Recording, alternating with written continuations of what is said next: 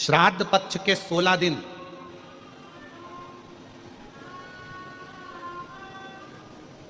मेरे प्रिय महादेव के भक्तगण, आज का इस वीडियो में बताया गया उपाय प्रदीप मिश्रा जी द्वारा बहुत ही महत्वपूर्ण है उन लोगों के लिए जिनको पितृदोष लगा हुआ है या फिर एक गलती करते ही पितृदोष लग जाएगा इस पितृपक्ष 2025 में, जो कल से प्रारंभ हो रहा है। और आप लोगों को पता ही है कि अगर पितर आपसे नाराज हैं या नाराज हो जाएंगे तो आपको बर्बाद होने से कोई भी नहीं बचा सकता। प्रदीप मिश्रा जी ने 4 नियम बताए हैं। अगर आप इस 4 नियम को फॉलो करते हैं अपने जीवन में तो आप पितृदोष मुक्त हो जाएंगे और आपसे पितर खुश होकर आपकी झोली भर देंगे। कृपया वीडियो को पूरा देखिए और कैसे करना है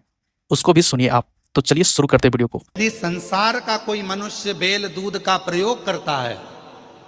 और पितृदोष के 4 लक्षण सबसे प्रबल हैं। दुनिया के कई लोग उनसे कहेंगे कि इनको पितृदोष लग गया, दुनिया के कई लोग कहेंगे इनको पितरों का दोष लगा हुआ है, पितृदोष लगा हुआ है, पितरों का दोष लगा हुआ है, पितृदोष लगा हुआ है। पर वो पितृदोष लगता क्यों?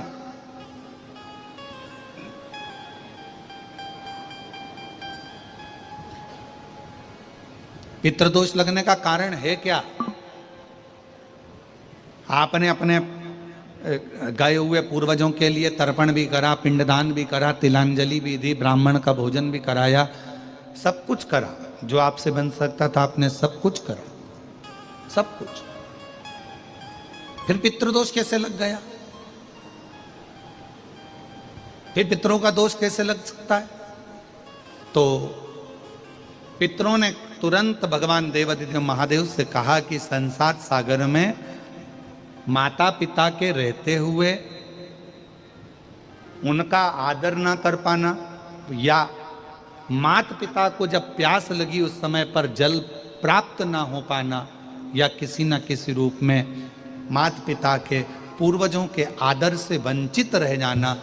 फिर माता पिता के चले जाने के बाद, बुजुर्गों के चले जाने के बाद वो दोष घर में लग जाना पितृदोष की संज्ञा में आता।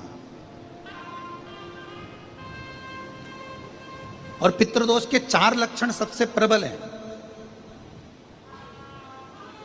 ये कोई भी अनुभव कर सकता है। पितृदोष के 4 लक्षण में पहला लक्षण है 1 रुपया कमाओ, 1.25 रुपये खर्च हो रहे हैं, समझ लेना पितरों का दोष है। दूसरे नंबर का, एक व्यक्ति घर में बीमार है, ठीक हुआ, दूसरा बीमार पड़ गया, तीसरा ठीक हुआ, चौथा बीमार पड़ गया, घर में कोई ना कोई निरंतर बीमार पड़ा हुआ है, दवाई गोली लगी रही है, समझ लो पितरों का दोष है। तीसरे नंबर पर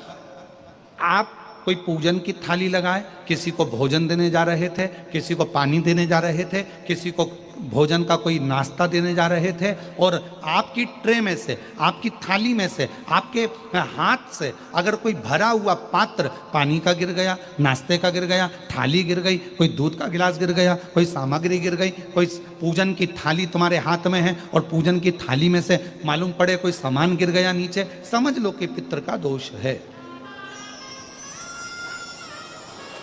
और चौथे नंबर पर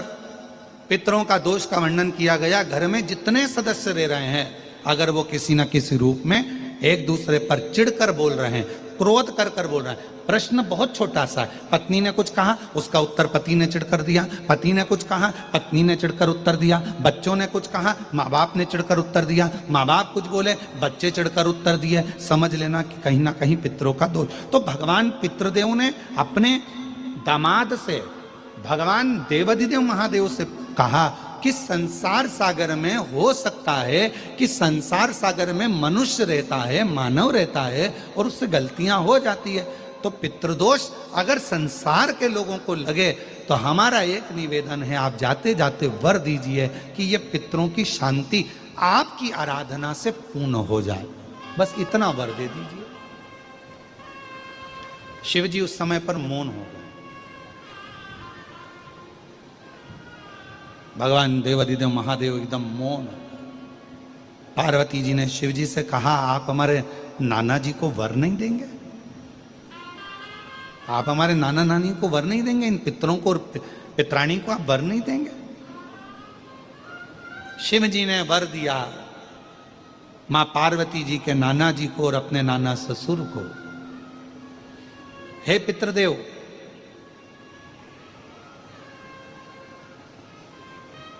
मैं आपको वर देता हूं श्राद्ध पक्ष के 16 दिन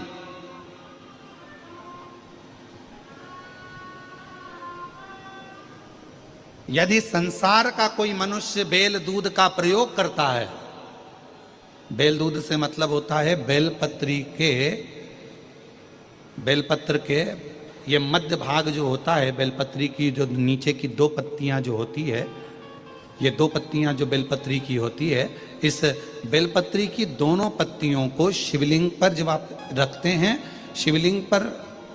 रखने के बाद में आपके हाथ में जो कटोरी में दूध है, वो दूध इन दोनों पत्तियों पर, ये पितरों के भाव से, पितृ पित्राणी के भाव से आप दोनों पत्तियों पर बेल दूध को अगर समर्पित कर रहे हैं, बेलपत्र समर्पित करने के बाद थोड़ी सी कटोरी में अगर गौमाता का दूध है और ये दोनों पत्तियों पर अगर आप अपने गोत्र से दूध चढ़ा रहे हैं, तो संसार में ऐसा कोई व्यक्ति नहीं है जिसके ऊपर पितृदोष लग जाए, पितृदोष समाप्त होकर ही रहता है।